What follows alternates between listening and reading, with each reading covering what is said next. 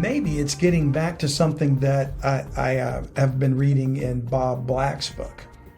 Robert Black wrote a book that we're going to try to get him on the show. And he's suggesting in his book that Mystery Babylon is an entire economic system, and it is. Mm-hmm. He's right about that. It's still, in my opinion, the culmination is Mystery Babylon. It's Jerusalem, apostate Jerusalem. But the entire financial system of the world was spread from Babylon. It's all of what's, it's the reason D.C. is a demonic cesspool. So is London, so is Geneva, so is Moscow, so is Riyadh, so is Cairo, so is Hong Kong. You can go on and on. Beijing. All of it is it's the Satan system. Absolutely. So just because the capital will be focused in apostate Jerusalem in the future doesn't mean it's not a global system. Sure. That's the one world government. Yeah, that's how he's going to be able to say you can't buy or sell unless you take the mark. So I would agree with Bob, and he'll come on and explain that in greater detail. But he points out how that it's a religious system. It's financial too, but it's a religious system that started in Babylon, and it spread to Egypt, it spread to Canaan, and it's now in Washington, D.C.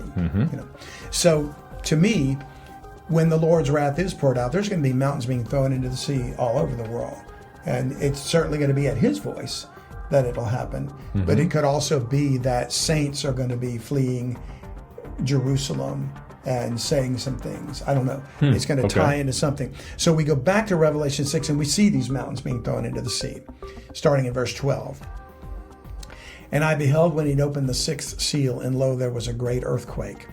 And the sun became black as sackcloth of hair, and the moon became as blood.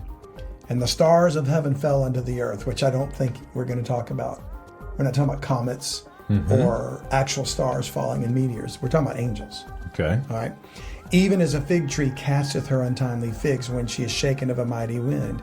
And it's kind of funny that this whole thing started about the mountains being cast in the fig, cursing the fig tree, right?